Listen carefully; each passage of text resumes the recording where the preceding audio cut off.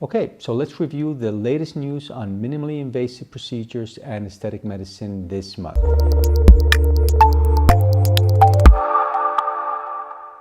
So we'll start off with a paper on PRS. It's a special topic paper and it's entitled Anatomy of the Facial Danger Zones, Maximizing Safety During Soft Tissue Filler Injections. It's signed by Jack Schuer and Rod Rorick and colleagues from the Dallas group. And you know, it's a very interesting paper. It has a lot of anatomy in the paper regarding the most frequent sites of injection for fillers and Botox and how to avoid injury to vessels or to nerves, you know. It's very similar to the famous book and papers about the danger zones for surgical facial rejuvenation procedures, and definitely a very interesting paper. Now the next paper is actually not in the cosmetic section, it's on the experimental section. This is an outstanding paper.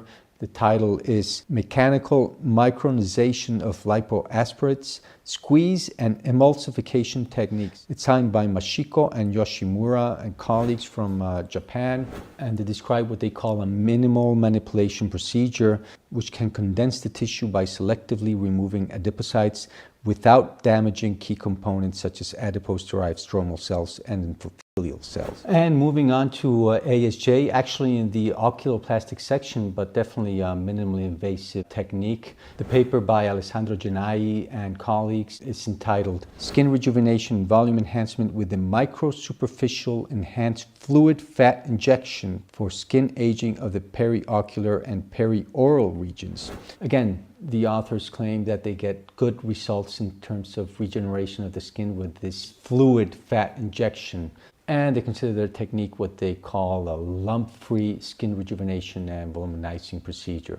So definitely an interesting technique. And moving on in aesthetic medicine, there's a very interesting paper this month in ASJ. It's entitled Microneedling Depth Penetration, Presence of Pigment Particles and Fluorescein Stained Platelets, Clinical Usage for Aesthetic Concerns. And definitely it's a very interesting study, well carried out with pathology, with fluorescein, with good photographs and well lighted in the pre and post. So I think it's really an important paper in terms of the efficacy of microneedling. There's actually very good commentaries on the paper by Julius Few from Chicago, who we all know is an expert in aesthetic medicine and aesthetic surgery.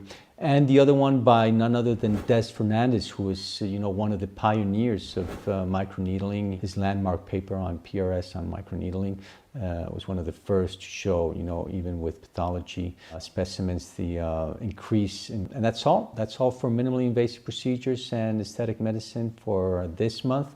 I hope to see you next month in Plastica Review, where we'll go over the latest news on minimally invasive procedures and aesthetic medicine. Thank you very much.